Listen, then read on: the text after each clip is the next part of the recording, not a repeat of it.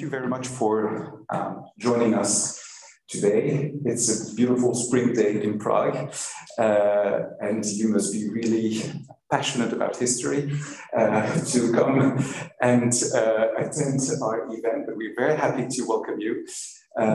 Also because, well, I think and we think it's a fascinating subject and topic. Why, maybe this is the first element I would like to share with you, is why did we want to organize such a panel discussion, an event today?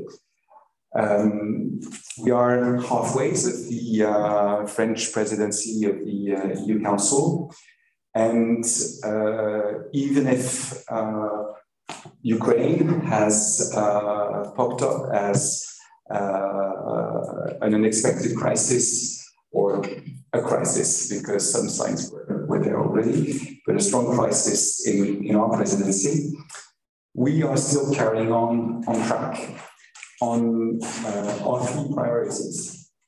We said from the beginning that we wanted a stronger Europe, puissance. We wanted also a recovery for Europe, relance. And we also wanted to foster what we call in French appartenance, which could be translated into sense of belonging. And we feel very much that when we promote the European Union, that we not only discuss about legislation, unity, political ideas, defense, energy, rule of law, etc., but that we also take care about what makes us feel that we have a common sense of belonging, we have a European identity. And in our view, the issue of our history, which is a very difficult subject, but it's also a subject where we look at our history, asking ourselves, do we have just national histories? Do we have a common history as Europeans, or do we have a history as European Union? And in the context, of course, of the Russian military aggression in Ukraine, the question of this history of Europe and all the memories and how we tackle the issue of history and memory in Europe is all the more relevant, I think. This started also, and I have to refer to my brief, of course, but President Macron, before the opening of the presidency and then in his speech in the European Parliament, referred to this idea and launched an idea that some work should be done by historians and encouraged so as to move in this direction. So I will just read one or two quotations just to also focus our subject. I'll have one in French and one in English, so sorry for the also for going to promoting the multilingualism. The first element I wanted to recall was in his speech in the European Parliament, our president mentioned, je souhaite que nous puissions continuer ensemble de promouvoir cette civilisation européenne, faite d'universalisme, de culture respectée, d'un projet commun respectueux des singularités et des identités de chacun. C'est pourquoi nous avons proposé de rassembler nos meilleurs historiens pour précisément bâtir ensemble le legs de cette histoire commune d'où nous venons. Earlier, he explained a little bit the idea, which was, let's resume a major work on Europe's history. Because Europe, or European history, is just not simply the sum of our 27 national histories. There is a consistency, there are links that everyone feels, but also that maybe cannot be fully apprehended yet.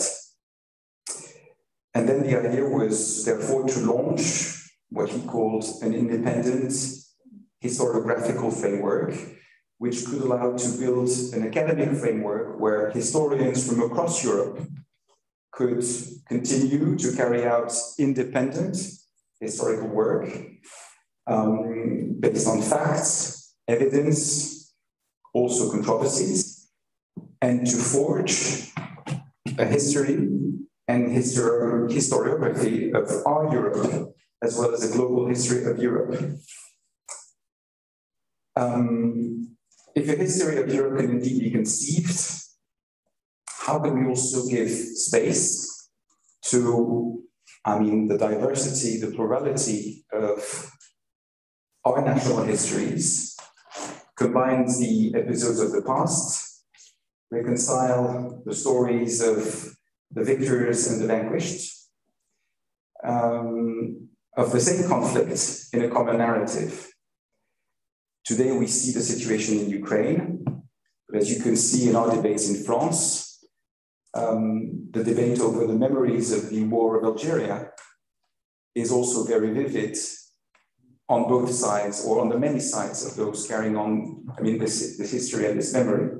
And so this is why we feel very much about the need and interest to debate about what makes European history, the possibility also of a common history for the European Union, and to bring together our memories as something which will help us develop and carry on this further sense of belonging. And of course, one of the biggest questions is also, for whom finally will this common narrative be written, and for whom is it to be written? I think I'll stop there. I would like to thank very much Jérôme Heurtaud, the director of the CEFRES, le Centre Français de Recherche en Sciences Sociales, based in Prague, because we wanted to have this event, and I'm very happy to see that it's not only the community of specialists and historians, but that we welcome also today many of you in presence here in the embassy and also online. So many thanks to Jérôme from the CEFRES, and also from all our panelists that made it today to Prague to join us. Thank you very much.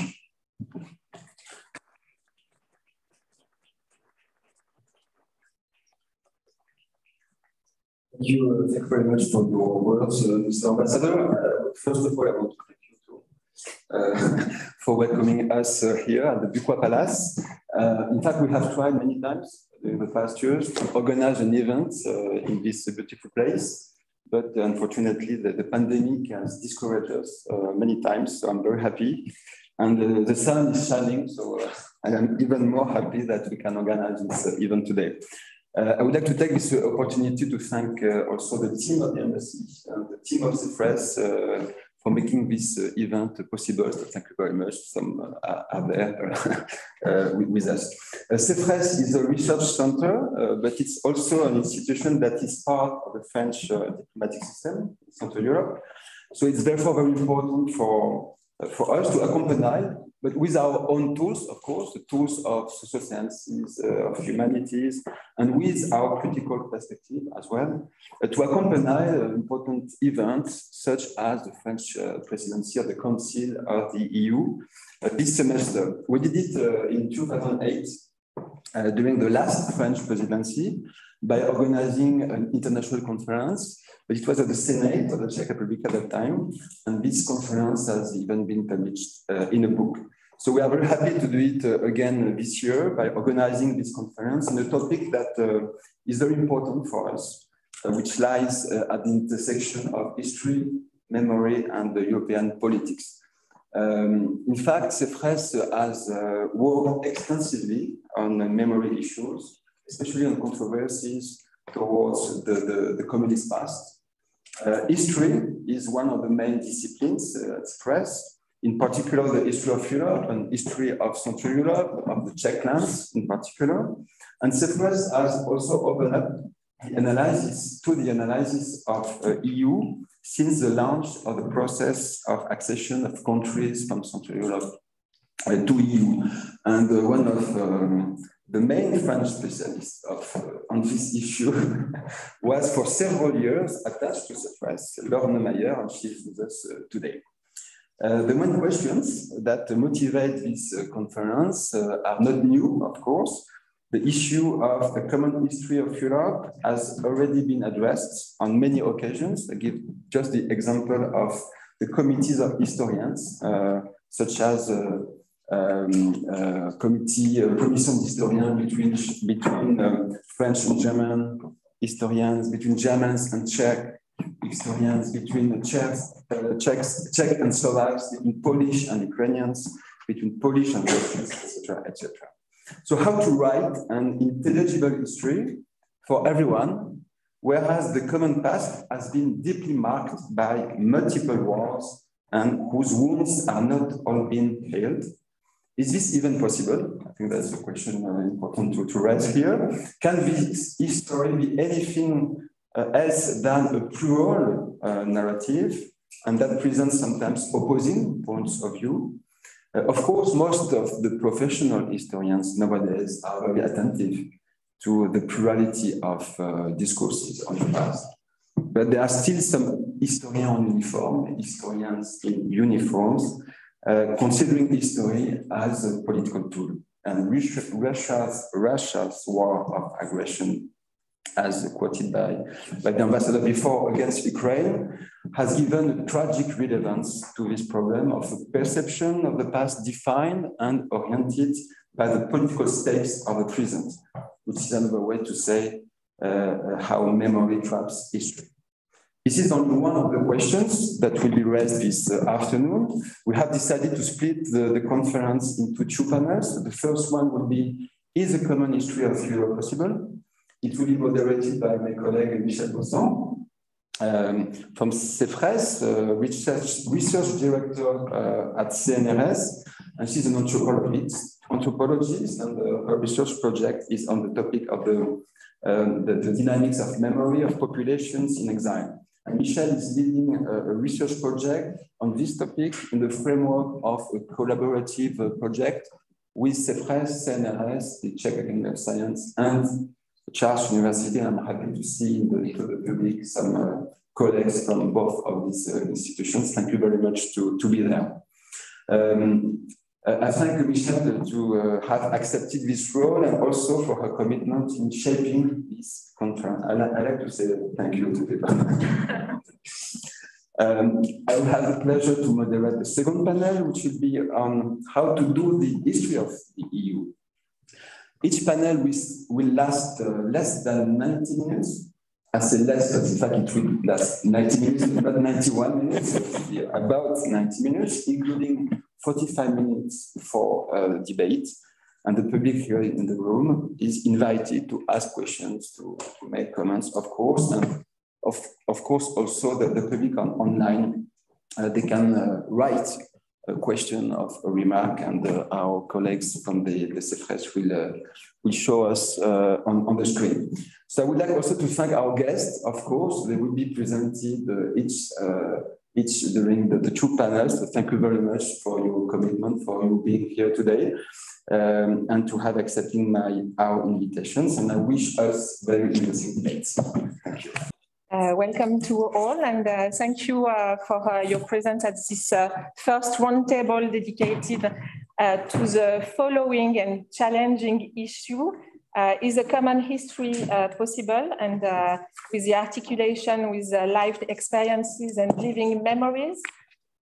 So I will briefly maybe raise 3 points. A very common one concerning this issue and the challenges raised by this issue.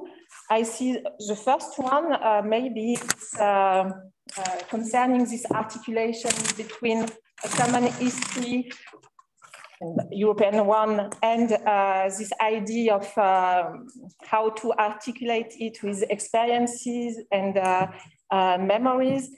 So the first things I will see is that the fact that history and memory and experiences have different purposes. First, history aims to build a knowledge, and memories and experiences are more based on the idea to produce forms of belonging or sense of belonging. And also, I will say, also they raise the question of uses of the past. So memories and experiences are more based, I will say, on emotion and affective dimensions and history. So this is the different purposes of these 2 or 3 notions. The second challenge I would like to point out is the issue of scales or levels. How can we go from a national level to a transnational level without speaking of local, regional, and maybe also a very important one if we are speaking about experiences, individual one. And it's, I think this question is especially relevant if we think about the fact that this national level today has to cope with former countries which separate from each other in the past. So I think it's how can we go from this national, transnational, and go back to national? I think it's one of the challenges that maybe we will speak about today. And the third issue is the fact that we have different ways to produce history. And maybe I think today, one of the biggest challenges is how to deal with alternative ways of producing history. I think that this issue is not a new one, but with internet and social media, we have to cope with a huge amount of information, of sources and resources for history, and people and many actors who are producing their own history and spreading it through social media. And I think it's also something we have to deal with, and which is a big challenge. So before introducing the speakers, I would like to remind you of the organization of the roundtable briefly. So each speaker has 15 minutes, not more. And then I will launch the discussion with some questions, and you can also ask questions to the other speaker. And also I will give the floor to the audience for questions and comments. So the first speaker will be Professor Tůma, who is a senior research fellow at the Institute of Contemporary History of the Czech Academy of Sciences in Prague, and formerly director of the Institut. And then I will give the floor to Mr. Basil Kerski, who is the director of the European Solidarity Center in Gdańsk since 2011, and editor-in-chief of the Polish-German magazine DIALOG. And after, I will give the floor to Dr. Thornike Gordadzé, who is a senior fellow at the International Institute for Strategic Studies. And before joining this International Institute for Strategic Studies, he was a senior advisor for research and education at the French Institute for Higher National Defense Studies.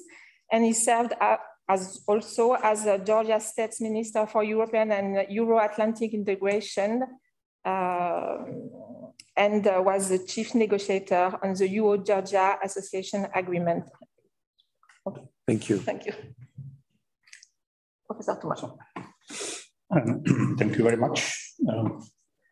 Your Excellency, Mr. Ambassador, dear Mr. Director, ladies and gentlemen, definitely it's my pleasure to be here, and I thank you for invitation for this conference which will deal with very important issue, and especially in those difficult times, speak about history and historical memory when historical memory is abused or misused in a very cynical way as an argument, one of the arguments for aggressive war. I think it's really very important to speak and think about those issues. So I will try to address some of the points you mentioned, not all, but at least some of them. I will better use my notes to be able to move forward faster.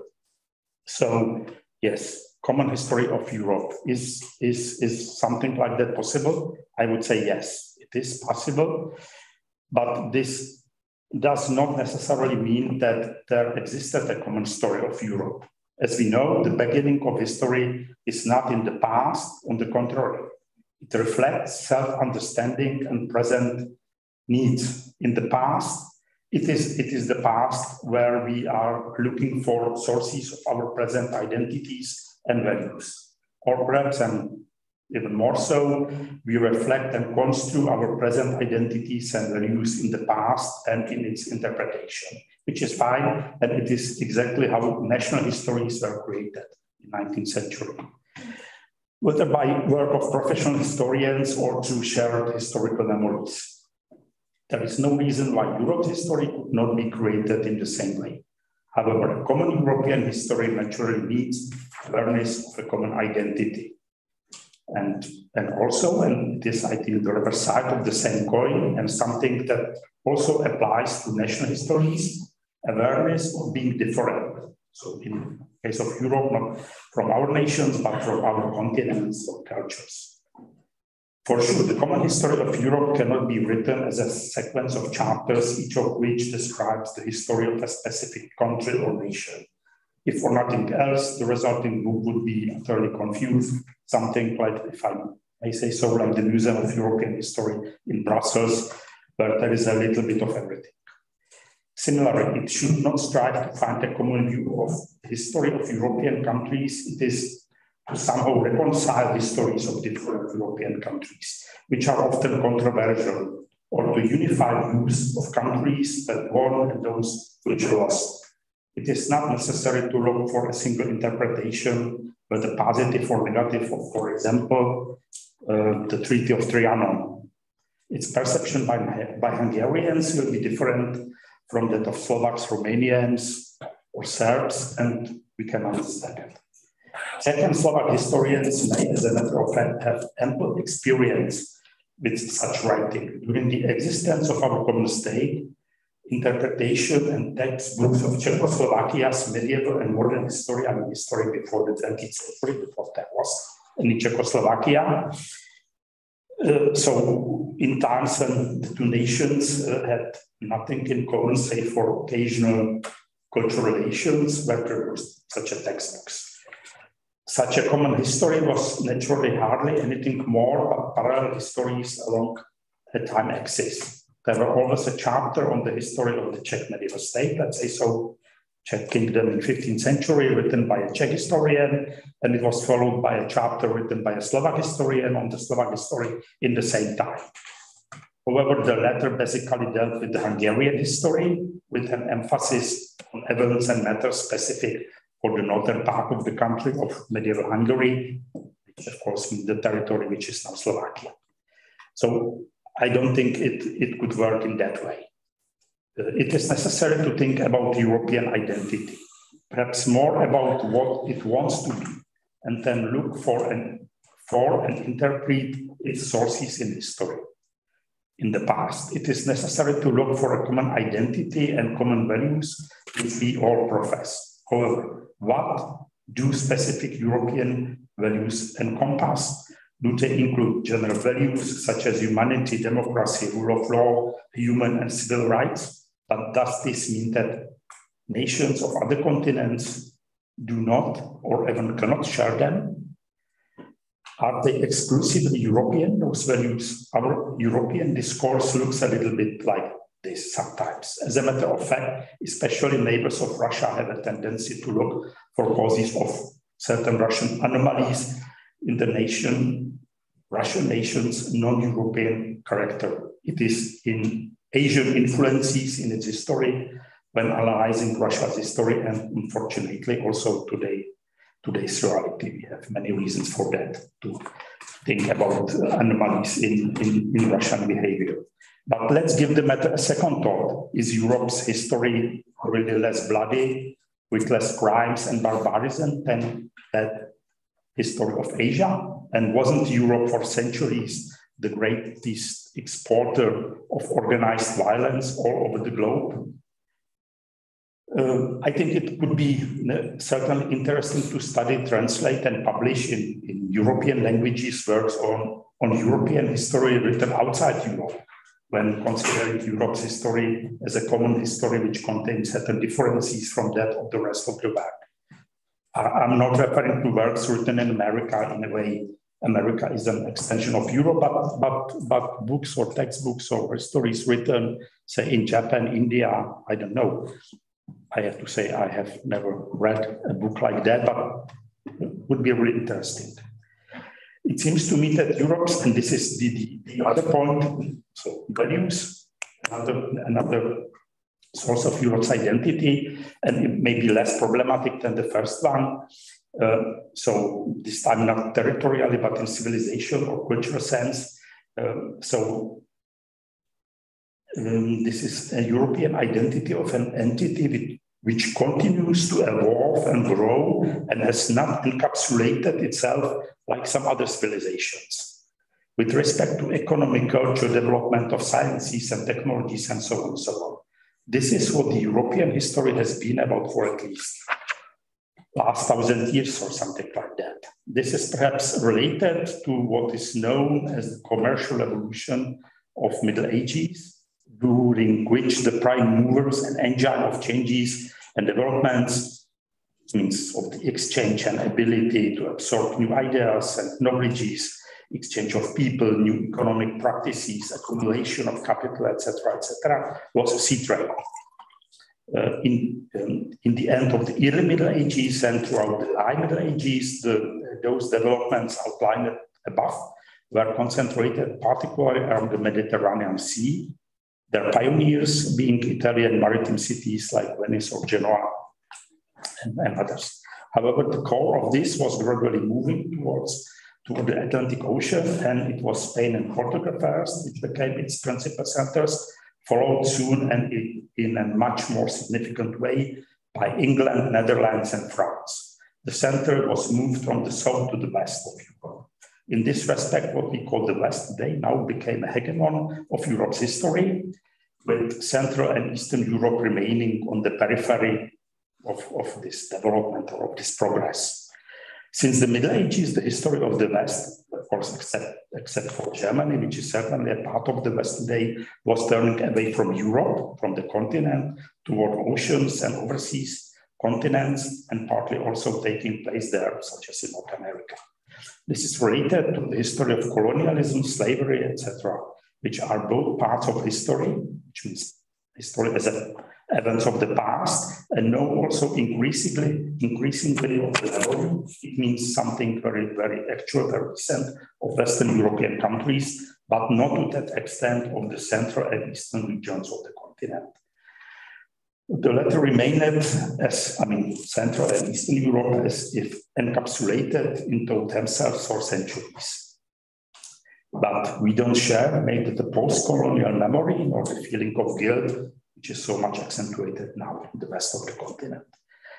Even the second major event, which resulted in fundamental changes in the organization of the society and the implementation of important ideas, took place in the western part of the continent, or even further to the west. I'm referring to the English, American, and especially French Revolution.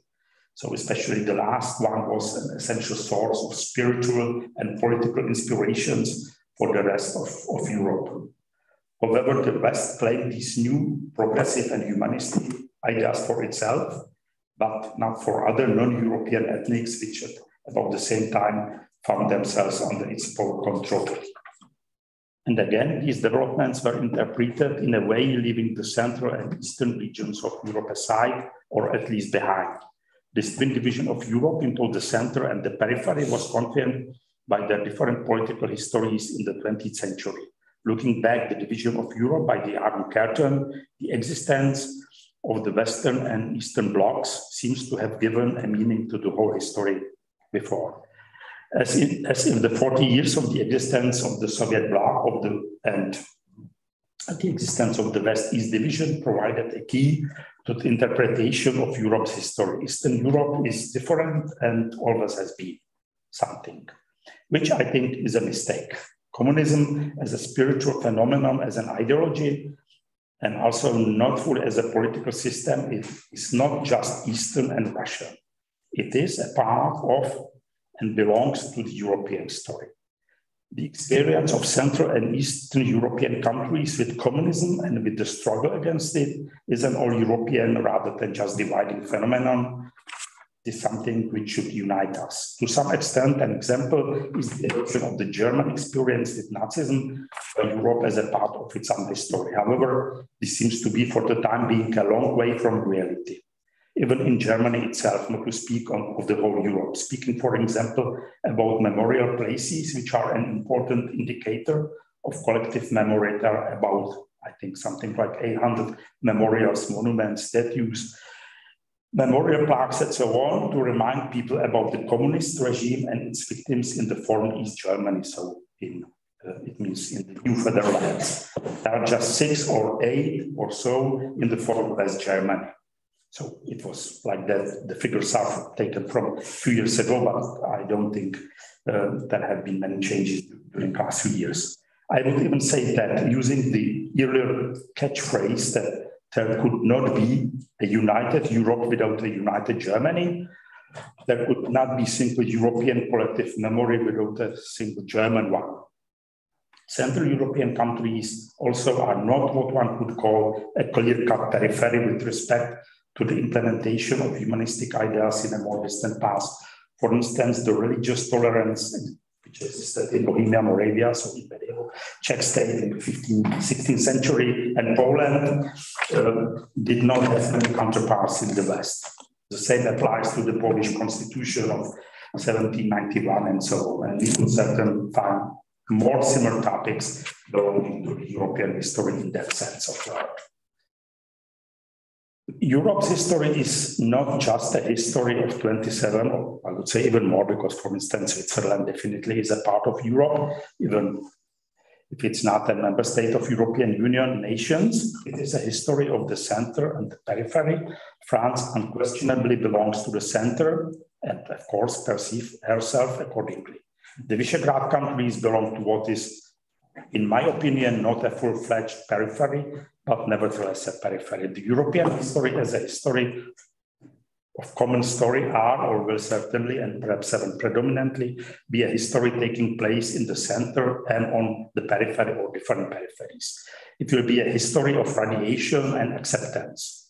But the periphery can play a role in the history of a whole entity, and it is sometimes the form of ideas and concepts accepted by the periphery and implemented by it in a somehow derived manner that can cast light back on their original meaning. I definitely do not think that the common history of Europe should or could be based on the division into old and new Europe. I mean, countries which belong to the European Union before the end of the last century and the newcomers. It could suggest that the countries and nations of Central and Eastern Europe became a part of Europe's history only upon joining the European Union. So I believe this is enough. Thank you. Thank you.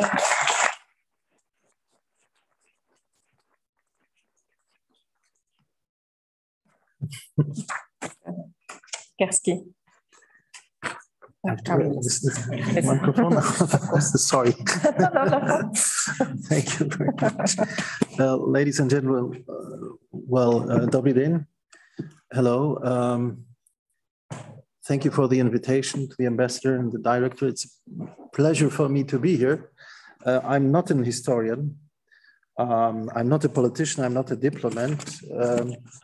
But I experienced a great privilege 11 years ago, because the mayor of Gdańsk, Adamowicz, invited me to create not only a museum about the Solidarność, the Solidarity Revolution, but also a space, a public place where we document all Central and Eastern European revolutions, not only of 1989, but also the process of breakdown of the Soviet bloc, 1991. We are documenting also the traditions of the fight for national independence. You hear me? Yes, it's okay?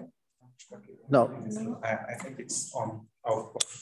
It goes out automatically. It should be on. Is it on? It's not. It's okay? Yes, well, I can use the other one. Yeah. It goes automatically or not? No, no? It's red and now it should work. Now? Oh, yes, sorry. right. This is my. Well, once again, thank you very much for the invitation, Mr. Ambassador, Mr. Director. It will be faster now. I'm not an historian. I'm not an expert on European memory, but I got the chance 11 years ago to go from Berlin to Gdańsk, it was in the French Thornike, to create a place of commemoration, not only of the Solidarność Revolution, but also of all Central and Eastern European revolutions of 1989, but 91 also.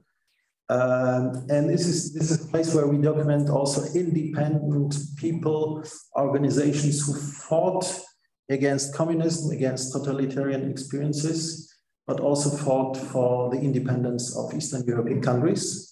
And we are not only focused on the former Soviet bloc, Warsaw Pact, we are also documenting, I would say, a very important event for our European conscience experience, also the breakdown of former Yugoslavia. And the idea was not only to create a museum, but give the European, yes, I would say, political development a direction. The direction should be to defend the idea of solidarity based not on nationalism, but it's very easy, very common, popular now in Europe, but based on the idea of universal rights, human rights. And the Polish pretext is, Poland, I would say, is, or the government, the Polish government is now the avant-garde, the leader, also the main partner of Madame Le Pen, and the renationalization of Europe, especially of the idea of solidarity.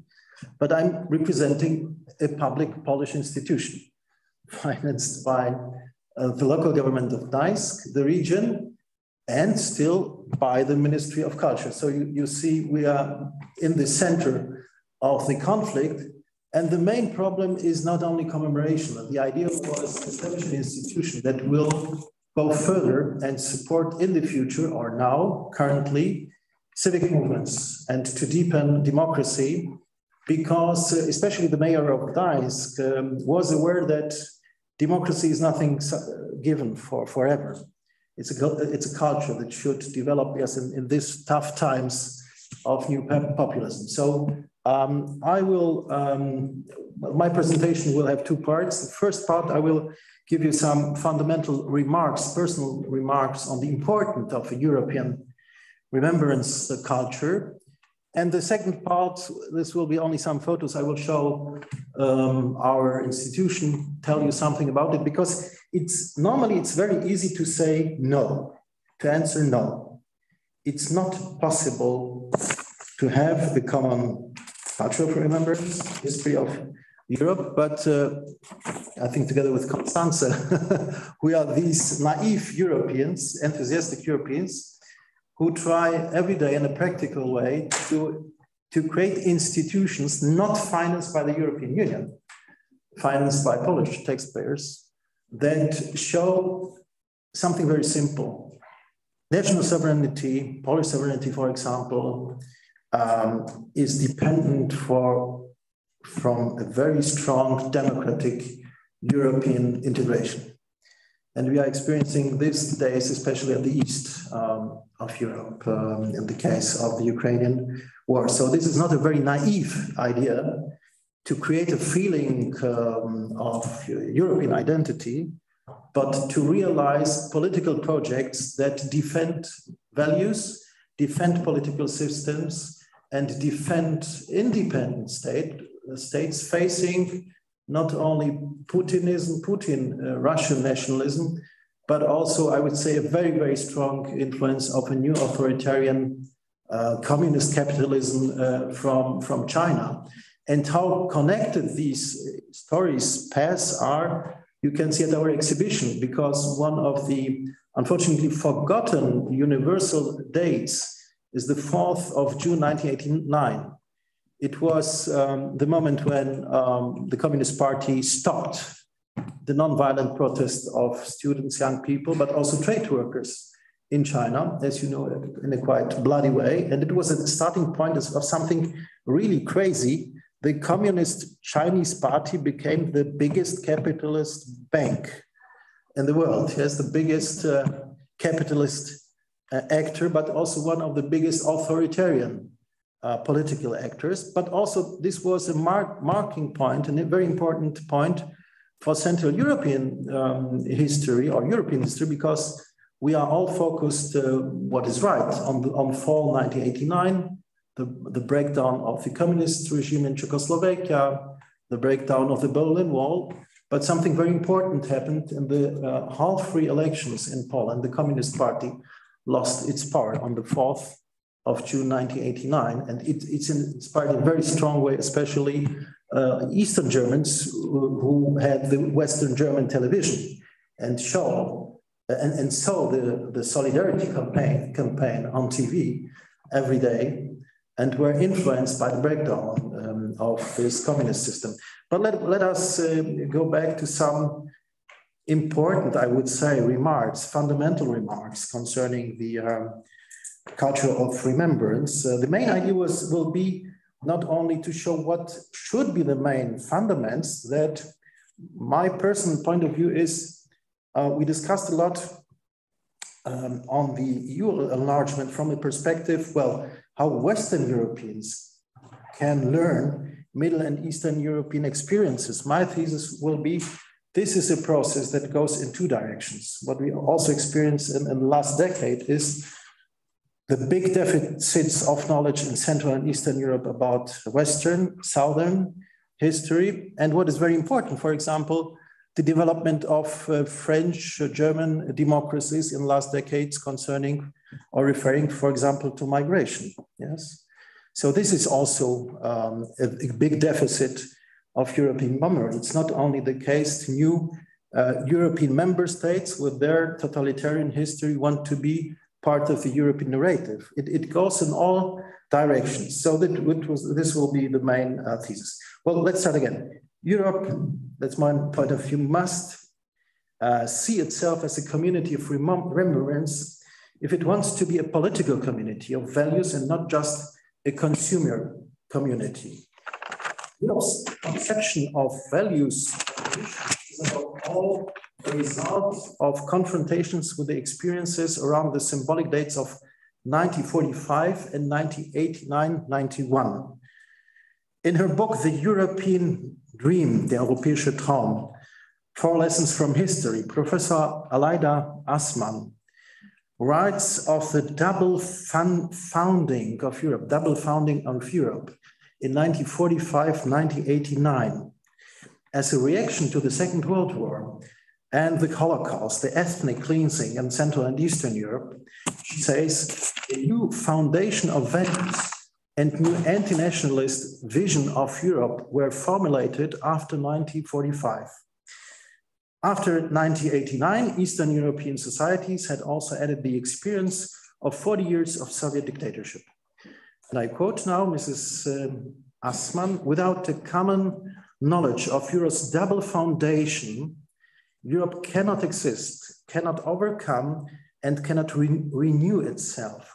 Without a European understanding of this history and its consequences, which continue to this day, it is impossible to develop a common sense of direction and the current crisis and with a common future.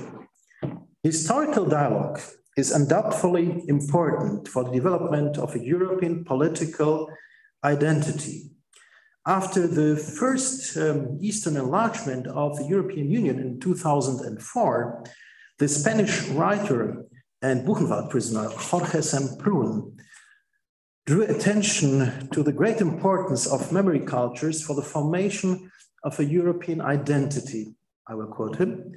One of the most effective ways of paving the way for the future of united Europe is to share our past, to unite our memory, or either though separate memories. The recent accession of the new countries from Central and Eastern Europe, the other Europe that was trapped in Soviet totalitarianism, can only be effective culturally and existentially when we will have shared and united our memories. It was in 2005, this idea is still a very important one. So without cultural and historical knowledge, you see, I try to underline also the cultural knowledge, not only the historical one, neither political actors and the enlarged European Union can communicate, nor can Europeans competently understand such conflicts, for example, like this war between Russia and Ukraine. The appropriate keyword for this European debate about European culture of commemoration that, as you see, started, well, 20 years ago, but a very interesting idea, it was formulated by a French political scientist, Fabrice Lara. According to Lara, Europe needs not only an acquis communautaire, but also an acquis historique. Very interesting idea. Not only an agreement on political and legal standards, but also an understanding of our European history, of processes that have led to European integration. The idea of an acquis historique for Europe is very stimulating because it leads us to the question of the cultural consequences of the enlargement of the European Union. The formulation of an acquis historique requires not only that the political elites of the old member states, as I mentioned, come to terms with the history of the Soviet occupation and Eastern Central Europe, as well as with the freedom movements in these countries, and bring this heritage onto the grand narrative of European unification, but also the Central and Eastern European member states of the European Union also face a learning process. We have to deal with, for example, the genesis of the 1957 Treaty of Rome, the Franco-German reconciliation, as well as with the history of democratization in West Germany and the Iberian, for example, peninsula, and with the difficult process of decolonialization in France, Portugal, of Great Britain.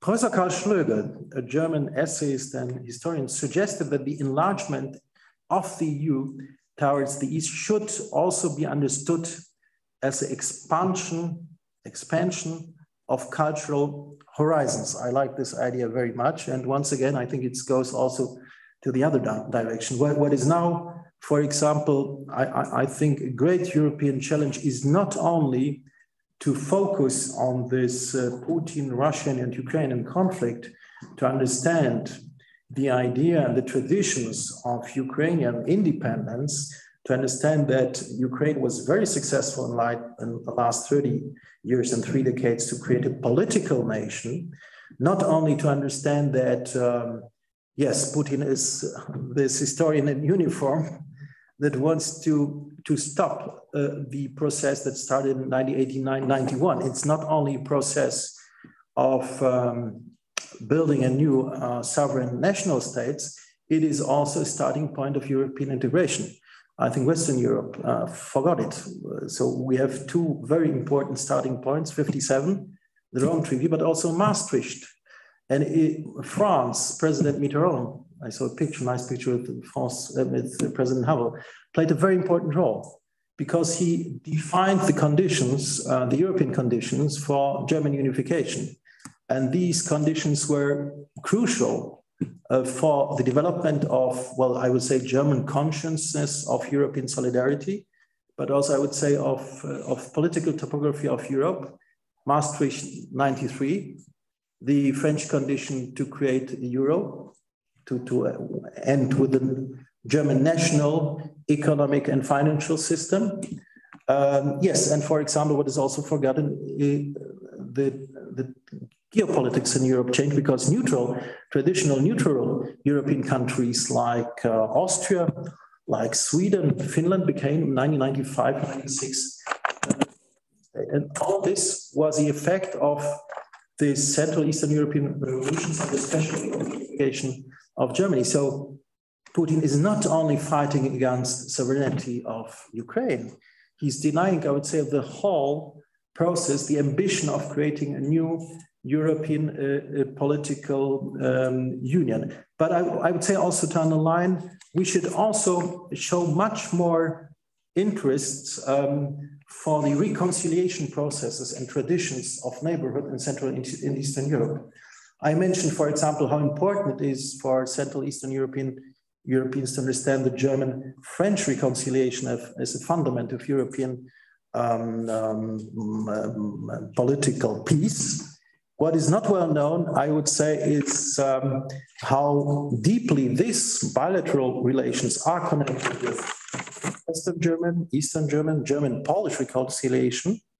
And the same actors, especially in Central Europe and Poland, that were engaged in this Western European dialogue, invested a lot of effort to accept the Stalinist Eastern borders and to reconciliate with the Eastern neighbors. So the political situation in Ukraine is not only stable because Ukraine seems to be a very strong political nation, not an ethnic nation.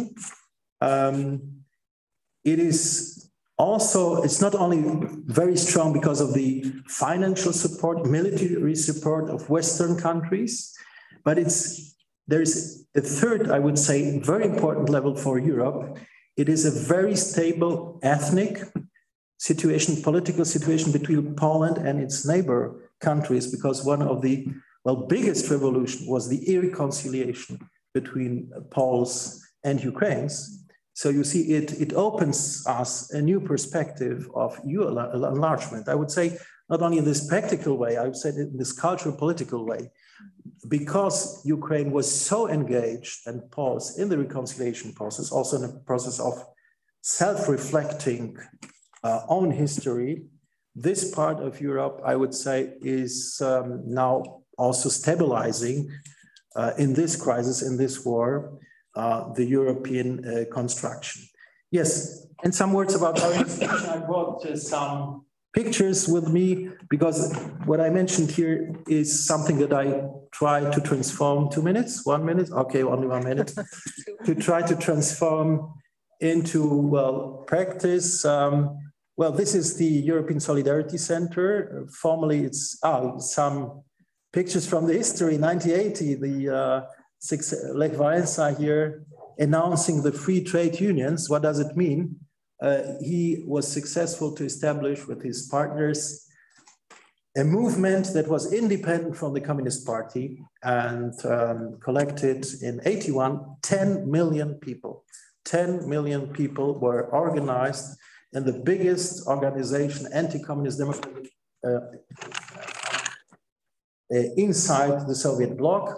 It stopped 30 years ago with the introduction of the martial law, so it ended bloody, but it ended successfully in 89 at the round table in Warsaw. They negotiated a non-violent transformation.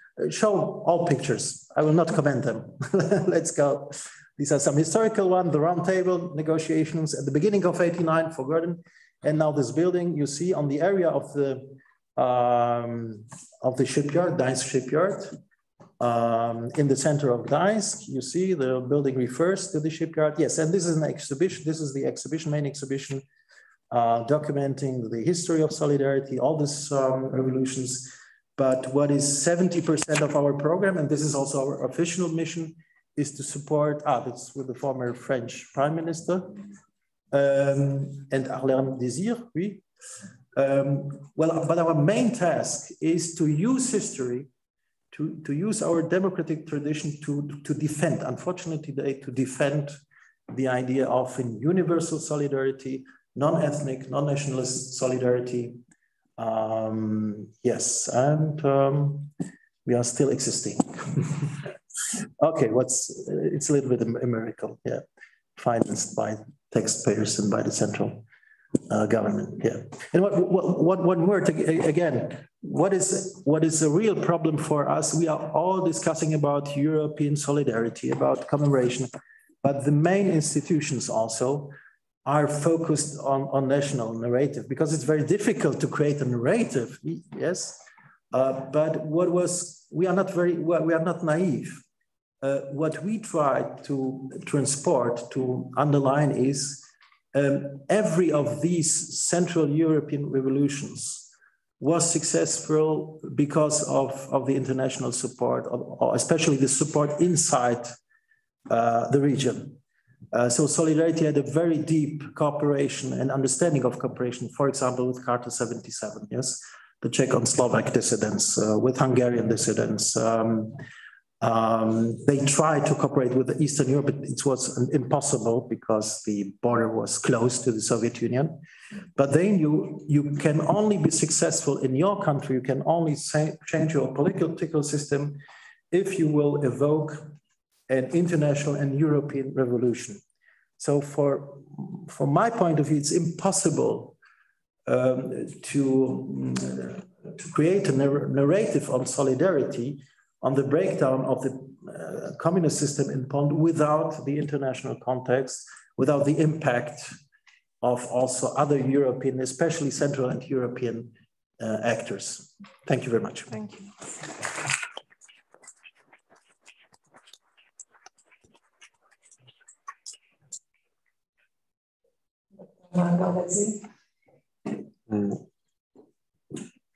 you. Thank you very much. Again, I will join my colleagues to thank the French Embassy and thank CEFRES and Jérôme in particular for having invited me here in Prague in this beautiful day. And before I start my presentation, I would say that I'm not a historian. I'm kind of politologist, and also as the moderator said in her introduction, I was part of a government of Republic of Georgia, and I was in charge of the European and Euro-Atlantic integration of Georgia. So I was a practitioner of Europe, and I was myself trying to promote some narratives of Europeanness of this part of the world, and sometimes I was fighting with my Western European colleagues who were not very much happy to see these remote peripheral countries wanting to join European Union and trying to escape Russia, by the way. So my presentation will be based on my own experience, not on a very good history, as one of the famous French historians said, the good history is not usable politically. So by definition, the definition of a good history is that the politicians cannot use it. But we political scientists and also practitioners, we see history as more as a narrative, as something even close to an ideology or values, etc., to be more positive. So three issues I want to raise. First is the challenge. So I want to talk about the challenges the former Soviet Union countries have in trying to build up, together with the rest of Europe, a common understanding of history. And among these challenges, there are three series of challenges. First is the elephant in the room, is the revisionist Russia and Russia's current leadership proposing their own version of history, which denies, now we see, the very existence of some some nations in the east of the European Union, very particular views about the Second World War and the Cold War and the world that was born after the Cold War. Second series of remarks would be about the challenges that this former Soviet Union countries have with Western Europeans and misunderstandings, different visions of different moments of history, and among them, again, how the Western Europeans and Eastern Europeans see Russia and Soviet Union, and also the question of the war, which is now part of Eastern Europeans' everyday life, or at least indirectly, and now even directly. So coming back to the first parts of the remarks, I will not I'll not be very long. You all know that Vladimir Putin is now becoming a chief historian of Russia. This is not the first time that a leader of Russia from the Soviet Union has pretensions of being historian himself. Joseph Stalin was a chief historian of the Soviet Union and chief linguist of the Soviet Union. His views about the history and linguistics were at the very basis of politics, of nationality politics. The borders were driven, peoples were deported, etc., etc. So this is a kind of a tradition. It's not something exactly very new in Russia, but it shows also the level that the authoritarianism has reached in this country, and this is only comparable to what's existed under Stalin. This is even in I'll be very personal in my views, and for me, this level of authoritarianism is even beyond of what we had under the Soviet Union, the most part of the Soviet Union, except Stalin. So there was more pluralism of the Soviet Union than today in Russia in terms of political decision making, because the level of disinstitutionalization reached in Russia today has only one precedent in history, in recent history, is Stalin period, and the very absence of discussion inside the circles, and the extreme verticality of power, including views about culture, history, etc. So here, Vladimir Putin made several statements about history, and increasingly, the last few years, he's not anymore interested in usual things that our Western or democratic politicians are forced to be interested in. It's not very funny being interested about economics, social issues, etc. Putin in the last few years is increasingly interested in geopolitics. He's reading books, as I was told, about history and geopolitics, which is not very reassuring, to be honest, because this is quite oriented, and the authors he's choosing are not exactly the most nuanced ones. So he's becoming, he's seeing his role in history as something very important, and being 70 years old already, he's looking probably to enter the history in restoring Russia, not exactly what we thought, in the terms we thought, even very recently in Europe, because we were used to repeat all the time his statements about the collapse of the Soviet Union as 20th century history's biggest geopolitical tragedy. He regrets, of course, the end of the Soviet Union, but he never regretted communism. This is very interesting, because even in his interviews of the very beginning of the 90s, when he was just advisor of St. Petersburg's mayor, he was talking already about Russia he was extremely critical about Bolsheviks and the first generation of Bolsheviks, because he said that the Bolsheviks made Russia weaker, and they created the foundations of future collapse of the Soviet Union, giving too much independence or too much autonomy to the national peripheries and to the national republics. And he's just a month ago or 6 weeks ago, when he started this war in Ukraine, he made a 1-hour speech about the recognition of the so-called People's Republics of Donetsk and Luhansk. And in 1-hour speech, 45 minutes were dedicated to history. And it was absolutely terrific when he was step by step describing how the Bolsheviks were evil because they gave too much autonomy to Ukraine, and they were responsible if Ukraine is today independent. And Lenin personally was the person who is the main architect of Ukraine's nationhood. And his vision is a vision of the Tsarist Russia, which is even worse, where when these peripheries were governed by the governors appointed from the center. And by the way, when Finland and part of Poland were parts of the empire. And his vision is the vision, or it's not communist or about Soviet Union.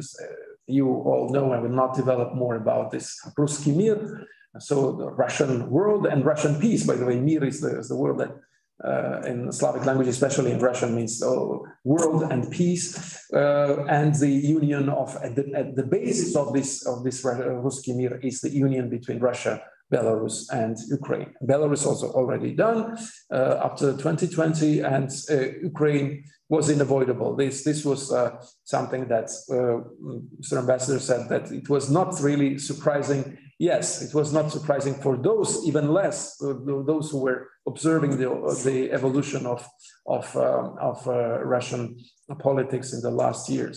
So we have this huge question of challenge of Russian revisionism, Russian vision of the Second World War.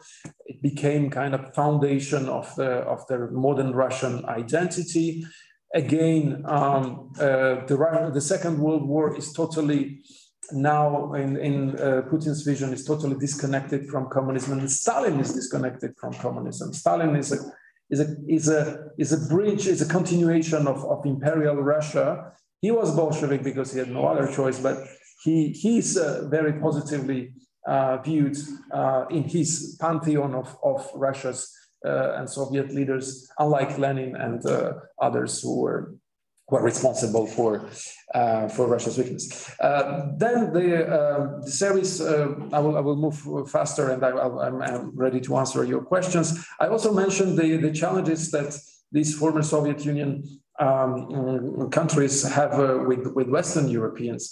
And first challenge is about the belonging to Europe. And this is the endless debate about the borders of Europe and the frontiers of Europe.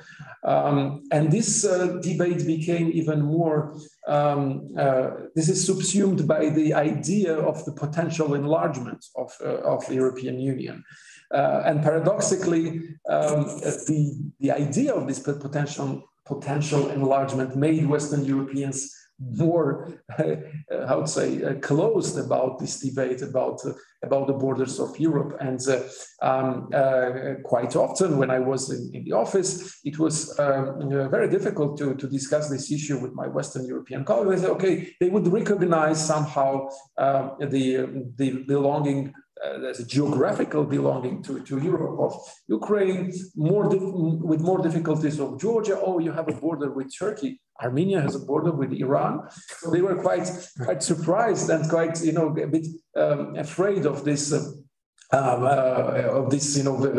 vision of the European Union potentially going to the borders of Iran. And the idea was always very restrictive. Okay, you can benefit from the neighborhood policies, etc. But okay, now don't seriously think to become one day member of the European Union. And but paradoxically, this vision was also in parallel with this with this very popular idea in France of Europe from de l'Atlantique à l'Ural. And this was for the former Soviet Union countries quite unfair, because they thought that Western Europeans were ready to integrate Russia. And by the way, why Ural? Ural was decided by Peter the Great. It was a political decision, as European borders are political. They cannot be geographical, they are political, cultural, and cultural, that means at the end political. And Ural was designed by Peter the Great when when his ambition was to make Russia more European. He directly asked the chief geographer of Russia, Mr. Tatishev, to draw the border with the Ural Mountains. So that's how also Russia became part of Russia became part of Europe. So the Western Europeans were ready to discuss this idea in terms of peace, etc., from Atlantic to Ural, but not the idea of membership of these former Soviet Union republics. Same discussion, because unfortunately or fortunately, I don't know, I was also in charge of the NATO issue in my government, and all the answers were, okay, maybe you are part of Europe, but you are not ready to join North Atlantic Treaty Organization because we don't want to accept Russia. And Russian question was coming back again and again and again. I have, how many minutes I have? Okay, I will come. The last series of challenges and different visions we have is about the war as a modus operandi.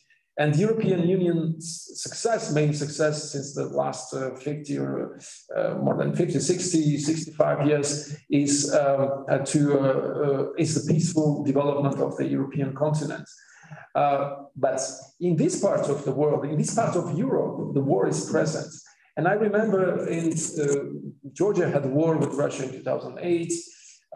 Before that, there was a war in Chechnya, but it was considered as an internal problem of Russia. We had two wars in Ukraine in 2014, and now the invasion of Ukraine.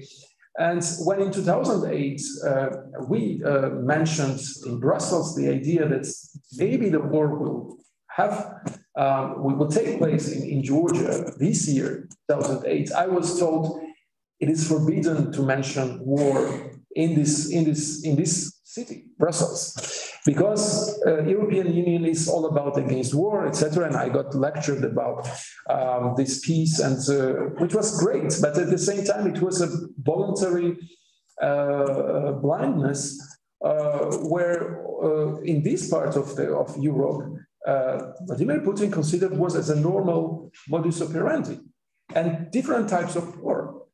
Hybrid war, that's what most of Western European countries experienced, and this weaponization of everything, information, economy, energy, etc. And the real war not yet, and I hope it will not be the case in Western Europe, but the real war was always considered as a possibility by the current Russian regime, and they used it extensively, as I said, Chechnya, Georgia, Ukraine 2014, Ukraine 2022. So not wanting to see that was also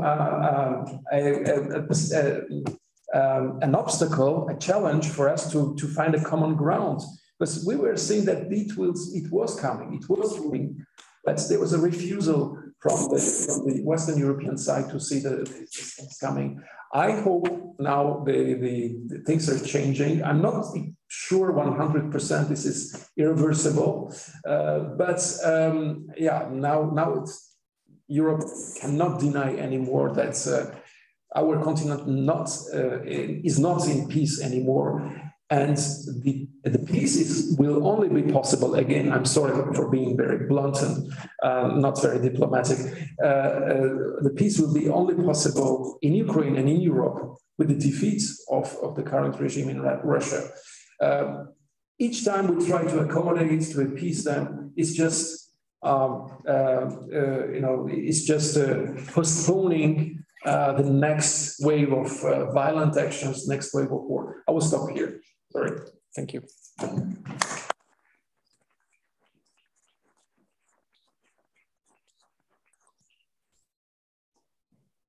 Thank you very much. I have a million of questions.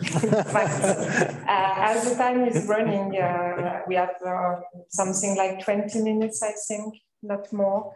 So maybe if there is any question in the room, I think I would I'd rather to give you the floor.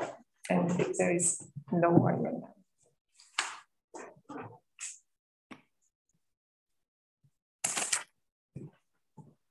No question?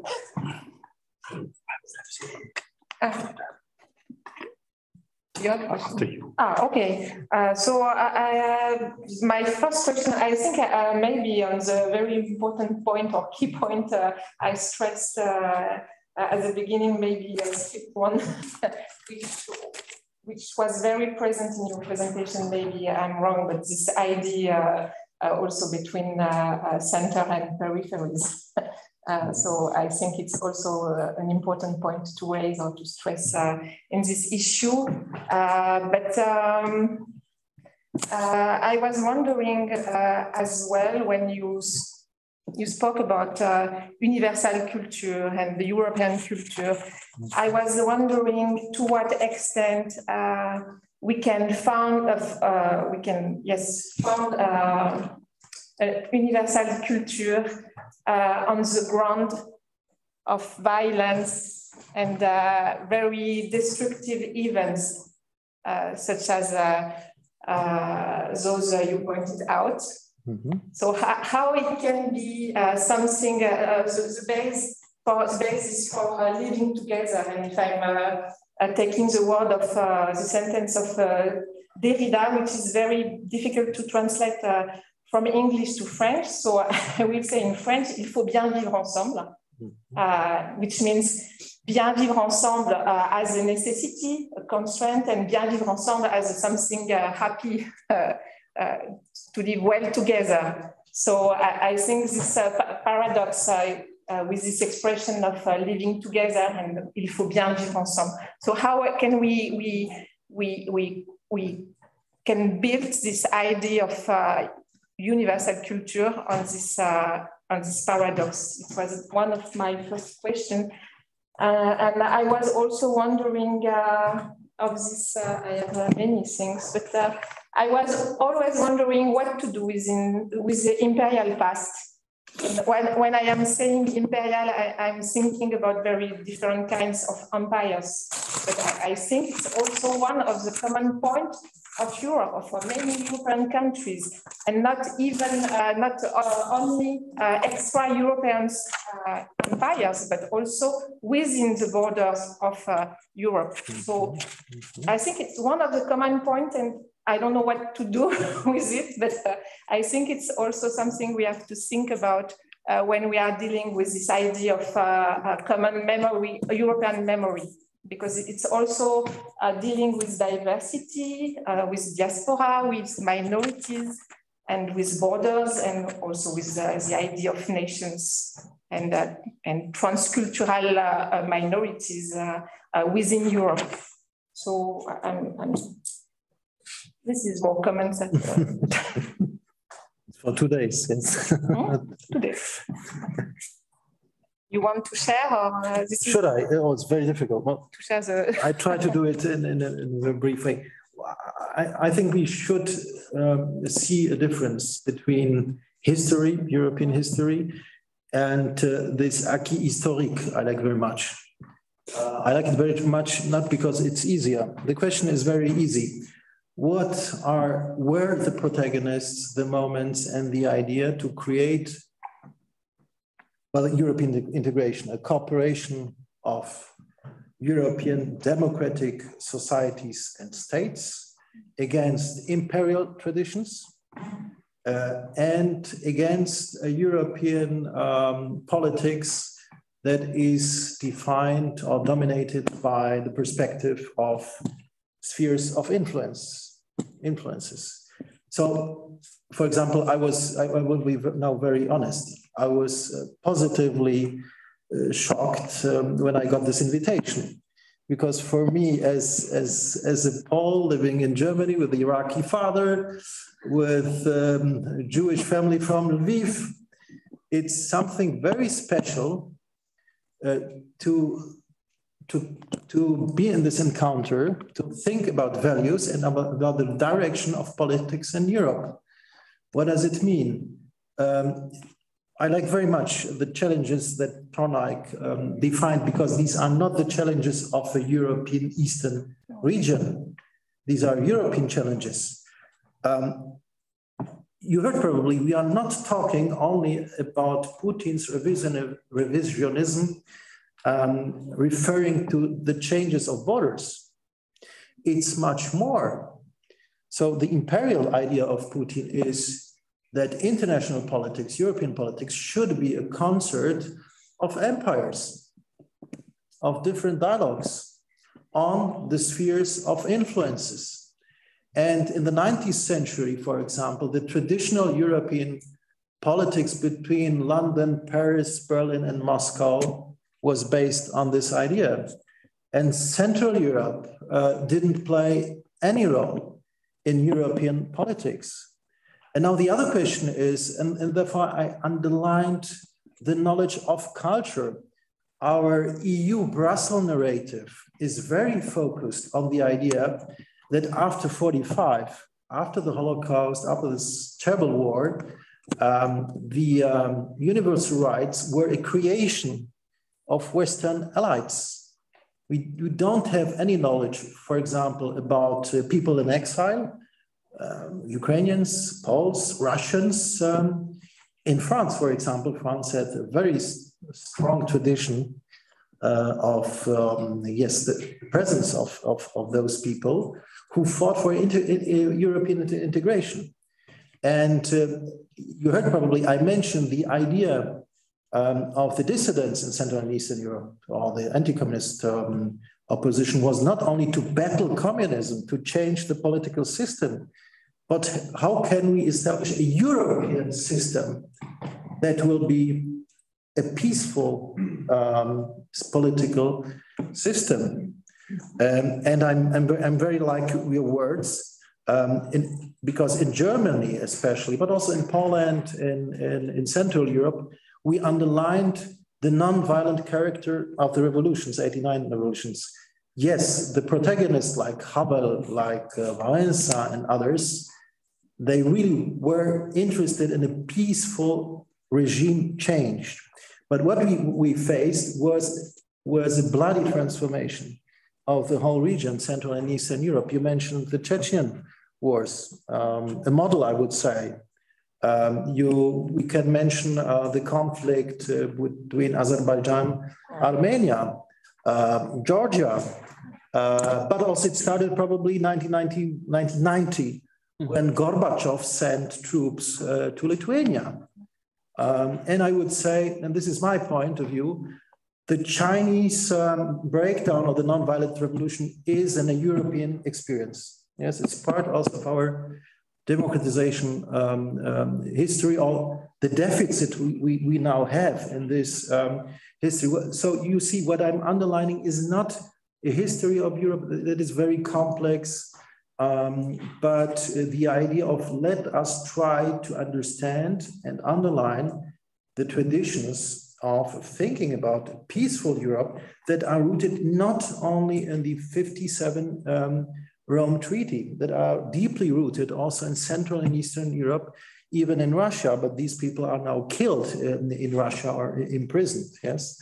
And if you know something about Ukrainian history, then you understand the Ukraine is one of the main motives of, I would say, one of the greatest challenges in European history, the breakdown of three imperial political systems, Austro-Hungarian, Russian, and as you know, German-Prussian.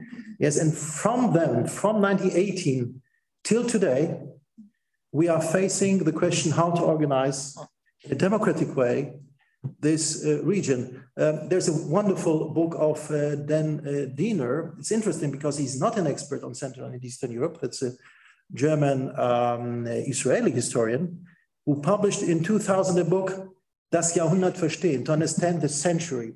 And he didn't want to write a European history.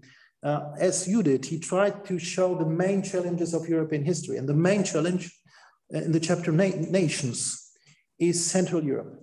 Yes, the end of the First World War, the Bolshevik Revolution, for example, the Polish-Ukrainian alliance, and the Poles got their country, independent country, after the Riga Treaty, denying the Ukrainian independence, a great tragedy for the Ukrainians. So what we are facing now is, yes, a man, a politician that has a memory, its own memory and its own interpretation. Well, I have a lot of problems with my friends in Berlin, German politicians, for example. I'm talking now as a German, because they don't understand that in international politics, you have to have a memory, especially if we are going to Moscow. And I'm underlying, like, you have to understand the Romanov Empire became successful in the 17th century. And this was an effect of the breakdown or the end of the Polish multicultural empire in Central Europe. So there, for Russians, there is the Russian imperial memory. Its integral part is the history of the neighborhood with Poles, with Ukrainians, with Belarusians. You have to understand it, even today, even if you are talking only about European, European questions. Though this is also a problem of our European politics, the lack of memorance and lack of cultural competences if you go to Moscow. And for these reasons, for example, Nord Stream, yes, it's an example of a sphere of a politics of spheres of influences. It created a sphere of influence. And therefore, it's a problem not only for Poland, for whole Europe, whole democratic Europe. Yes.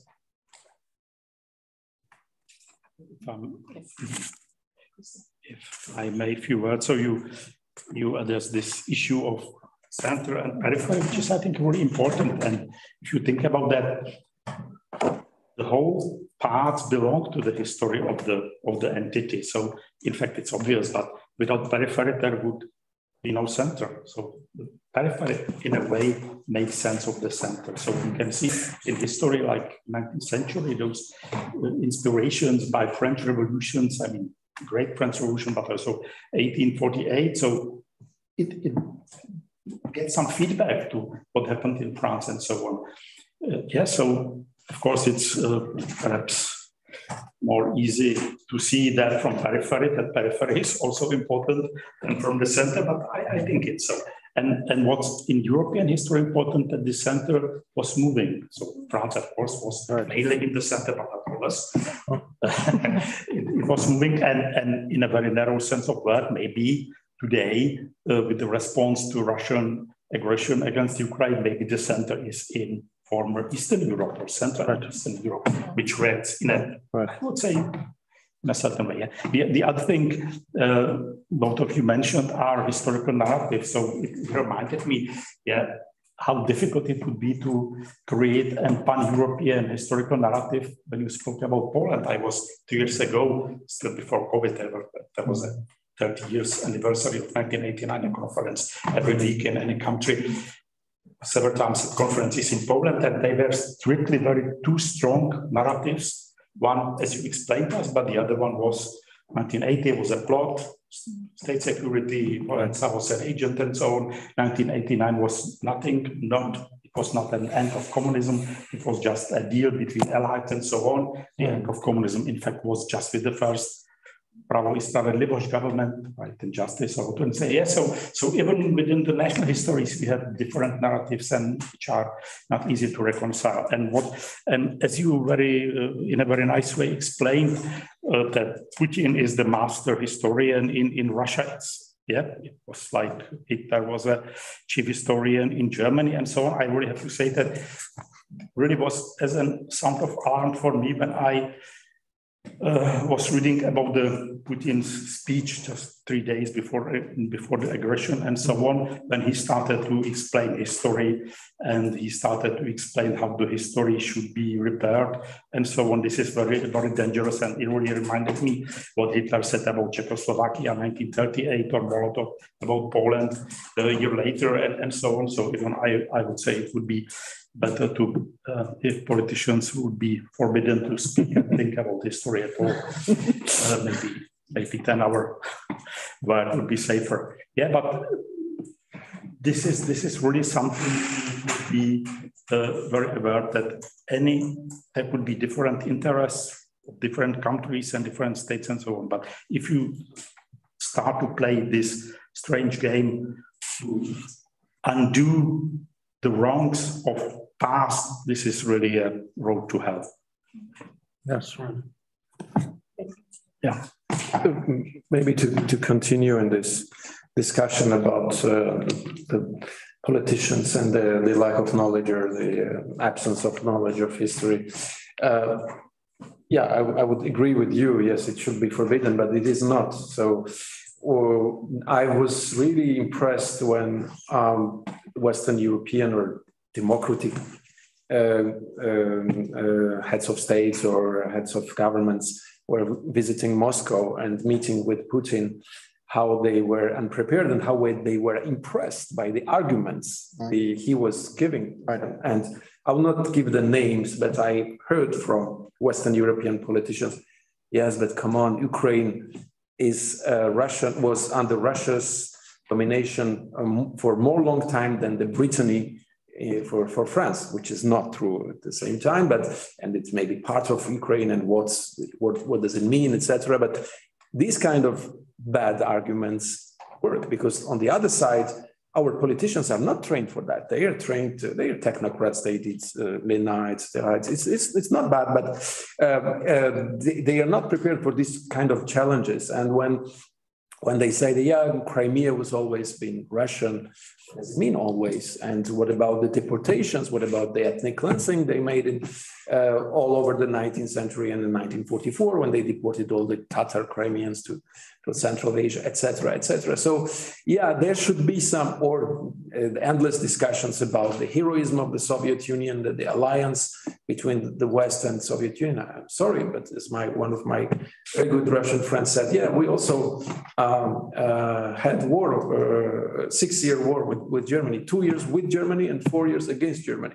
So this is something that's not a single Western politician would,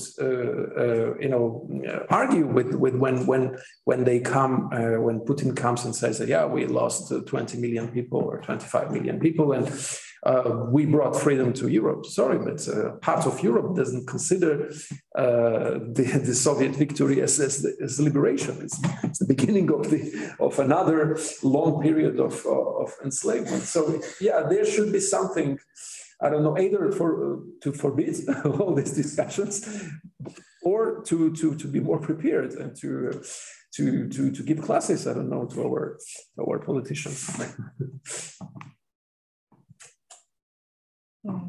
I think we almost finished, or maybe we have to close the roundtable. I don't know if there is any question in the room or in the audience. That's one question.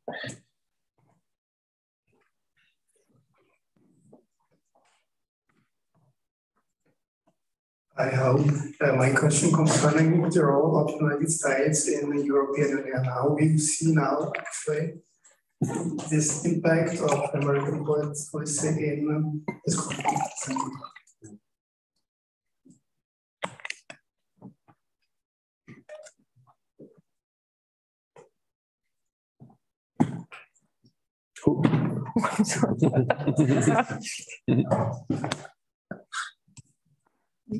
Are there any? I don't know. Maybe someone from the audience could answer. No. This is not really related to the topic, I think. So we can only have as I will try to make the connection with what Basil said about the Vienna Congress and and this imperial concern des nations. Yeah, Putin's ambition is to talk about the future of Europe with Washington, not with Paris, London, and Berlin anymore. This is something that he's beyond that, and his ambition is to talk with China and with Washington to draw the line. This is mine, this is yours. By the way, what is mine, and what is yours is negotiable. This is also part of the approach. So I don't want to go in a geopolitical discussion because it will become endless. But to have some link with what we have said in this panel, yeah, this is not only the Americans that want to influence Europe, but on the other side, I think Putin will be very happy if he has as an interlocutor Washington to decide the future of Europe as it was under the Cold War. We discussed now, should we forbid politicians to interpret historians? I like positive ends of discussions. I think the question is the relationship between the development of, well, professional historians, academia, and public sphere. And yes, also politics in democratic states.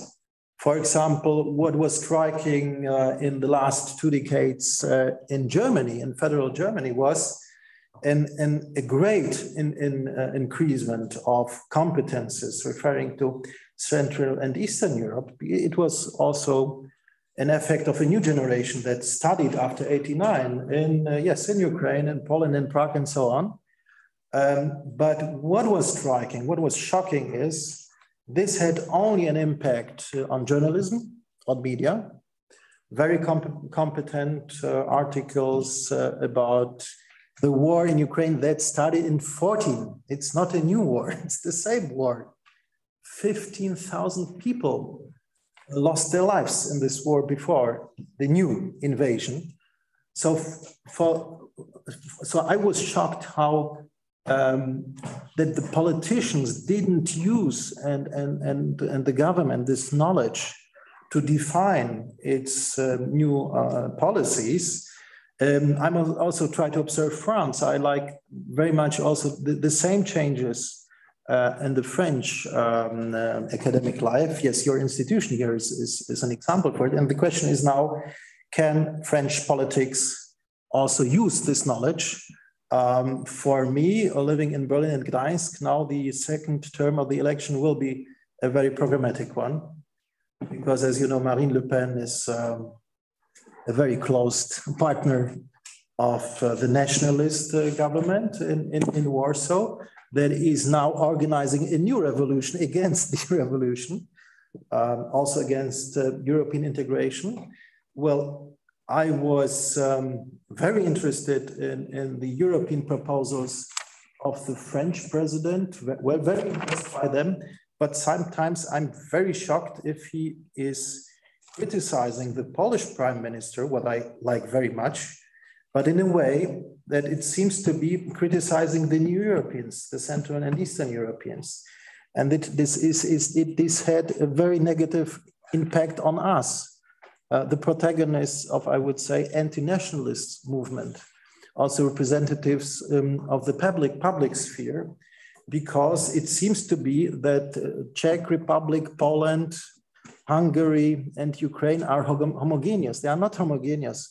As you mentioned, we are the same representative part of this conflict about the future of democracy. Yes? Should it be a national state, but referring to universal ideas? So solidarity, two ways of solidarity. National, yes, because that's the role of national governments, but national governments should think wider, universal European. So this is the problem. Referring to the United States, it's very difficult to talk about the United States, but we should not forget that the Ukraine immigration was very successful after 45 to finance and organize very influential academic institutions. I would say, the most important institutions worldwide that were working on Ukrainian history. Not only in Canada, for example, at the Howard University, you have a great Center of Ukrainian Studies. And the new director, Professor Plochy, is one of the well-known, best-known experts of the breakdown of the whole Soviet Union. So in the United States, we have now for decades, democratic Ukrainians that created an academic competences that also influenced American policy. Well, Madeleine Albright died, you know her quite well, but I will mention also a person that I like very much is Zbigniew Brzeziński. He was not only representing Polish interests, Central and Eastern European interests, he was well connected with this Ukrainian academia in the United States. His wife was the daughter of Beneš, so he was also representing, I would say, whole Central European interests. And when he was traveling in the last 2 decades to Poland before his death, for example, he underlined not the role of national uprisings in 1989, but especially the European ideas, also the ideas of reconciliation. He came to Gdańsk, for example, 10 years ago, and everybody wanted to hear him how great solidarity was. No, he didn't tell it, but he told how great Polish-German reconciliation for Europe was against Stalin, against Putin. So there is an impact of parts of academia that have a very strong competences in Central and Eastern Europe on American politics. And a current example, the new ambassador in Warsaw, who is organizing the American policy towards Ukraine, is the son of Zbigniew Brzeziński and the daughter of Edward Beneš, one of the most competent diplomats I ever met. Thank you very much. So I think it is something positive for us. So I think we have something like 30 seconds to jump into the round table. No, 15 minutes. Okay. So I just wanted to close the round table with one remark, because we spoke a lot about history, political uses of the past, finally, and less maybe about experiences and memories. So I just wanted to stress what happens nowadays in Central and Eastern Europe is maybe, I'm too optimistic, with a huge solidarity towards refugees. I think it's also something which is based on memories and experiences of the past, and very recent one for some people. Yeah. And so I just wanted to say also that this idea and what we see now, it's also a case of, not case, it's not a good word, but how Central and Eastern Europe, it reminds us how Central and Eastern Europe is also, countries are also countries of refuge, historically. And I think it's one of the core values of Europe and European construction. So I think it's a very important point to see what happens in front of us. Thank you very much. Thank you.